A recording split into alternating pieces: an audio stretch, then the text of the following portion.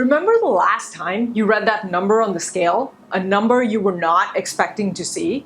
How confident were you that the number wasn't due to the following? Not exercising enough, eating out too much, your period, lack of sleep, job stress, PCOS, all of the above? If you've seen the last couple of our videos, you'll know about the Big Rock System program, where we talked about how to find the 20% of fat loss methods that work best for you. But a huge part of deciding whether or not a method is right for you is how to analyze and evaluate your progress when using that method. That is, how to answer the very question we asked you at the start of the video with confidence. If you want to know when the next episode drops, go ahead and hit that subscribe button and also hit that bell icon. Hi Viva fam, this is Richa from CoachViva.com. Let's go. Let me show you something interesting. This is an actual progress chart from a client of ours. Let's call her Maya. Do you think Maya knew each step along the way whether or not and why she was or wasn't making progress?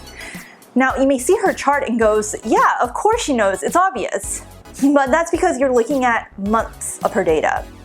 What if instead I showed you just the stuff in the blue box? Now that's 4 weeks worth of data, not days, weeks. From the looks of it, Maya spent a whole month diligently working only to gain weight. For most people, these 4 weeks would be hell. Usually around this time, if you're even able to last until week 4, you'll start going crazy and getting desperate. And you'll say things like, oh my God, how come I'm still stuck after 4 weeks? And this releases a downward spiral of self-doubt and second-guessing. I'm here to tell you that this is actually a normal reaction because most people's fat loss focus zone is only 3 to 4 weeks long. What people don't know is that your body doesn't always drop weight consistently.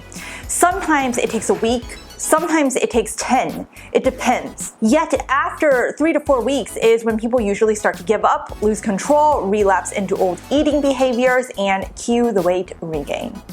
But what if I told you that the next time you see a number on the scale that you weren't expecting, you'll be able to answer the question, why, with confidence.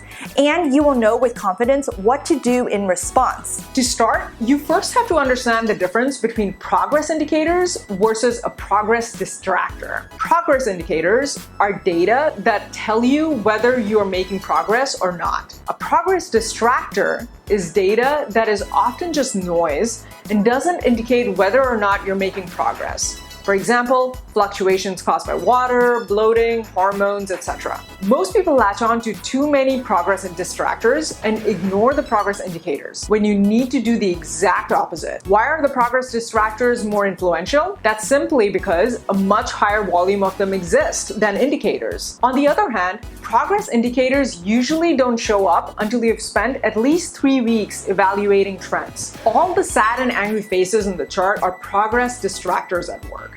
They make you second guess what you're doing and start the downward spiral of thinking, is this really working for me?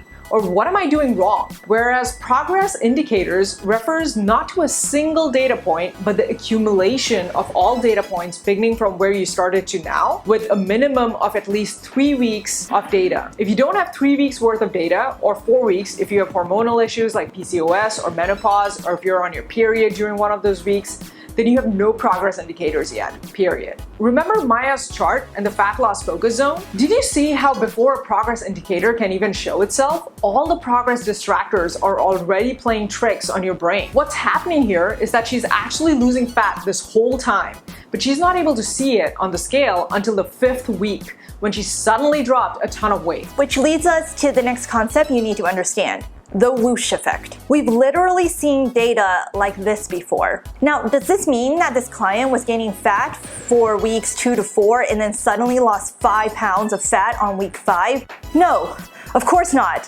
You would have to be exercising 3 to 5 hours a day and not eating anything throughout an entire week to do that. But if you take the average of all 5 weeks, then you'll get on average negative 1 pound a week, which is a perfectly reasonable rate of fat loss. This means the client might have actually been losing around 1 pound a week of mostly fat this whole time. But during that duration of weeks 2 to 4, something else was going on that caused progress distractors to mask that progress. There's a phenomenon known as the Whoosh Effect, where your body's fat cells fill up with water as it empties out fat, making it seem like you're not making progress because your fat cells are full of water.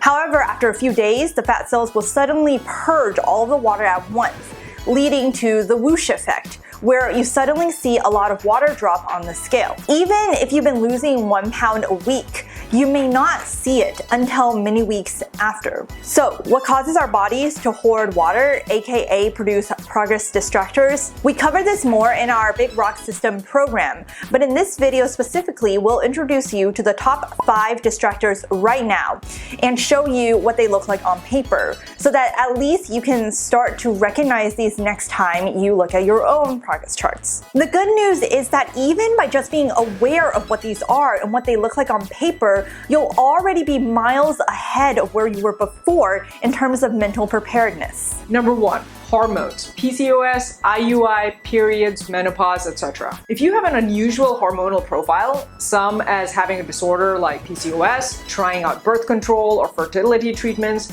or even something as regular as having your period, you will see a lot of distractors. Keep in mind, if you have PCOS or some other hormonal difficulty, you will also lose weight more slowly. So the typical fat loss recommendation of 1 to 2 pounds per week likely won't apply to you. Instead, expect something more like 0.25 to 1 pound per week. And by now, you should know that this doesn't mean you literally lose 1 pound every week.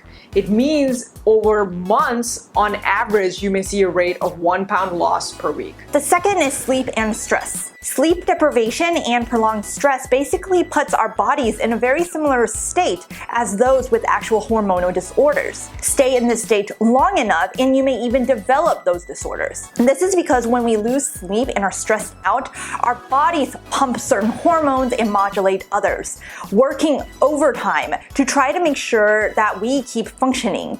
And the result is hormonal imbalance. This is why even if you're doing everything right, if you're constantly sleep deprived, you will not see progress. Number 3.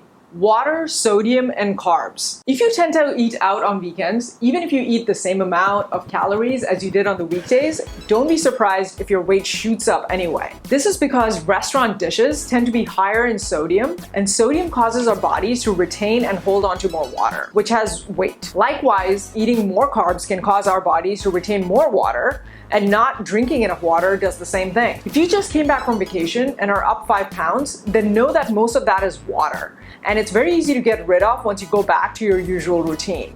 But I totally understand that those 5 pounds can play mind games with you. The fourth factor is muscle and body recomposition. If you're starting to strength train while trying to lose weight, you may find that your weight loss progress either slows or even stalls completely. However, if you take other body measurements like your waist circumference, you may notice that that measurement is continuing to go down. If this happens, this is likely because you are going through a body recomposition, gaining muscle while losing fat at the same time. This applies especially to those who are just starting out with strength training.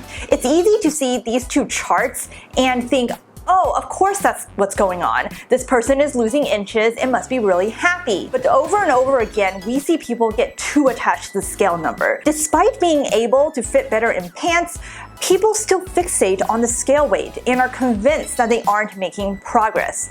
Don't fall for this trap. While understanding the most common progress distractors gives you peace of mind, the next time your numbers don't look the way you expect, it can take 3 or more weeks before you can tell whether or not you're actually making progress or not. That is, when the progress indicator actually shows up. But how do you know whether your results are full of progress distractors without having to wait more than 3 weeks to find out? If you're exhausted with trying to figure out what exactly is causing so many fluctuations and plateaus in your progress and want to actually do something about it rather than just grit your teeth, waiting it out in the dark, then this program is for you. Learn more about the Big Rock System program in the description below. We're taking on a limited number of students and spots are going fast. And as usual, if you have any questions, don't hesitate to leave a comment below.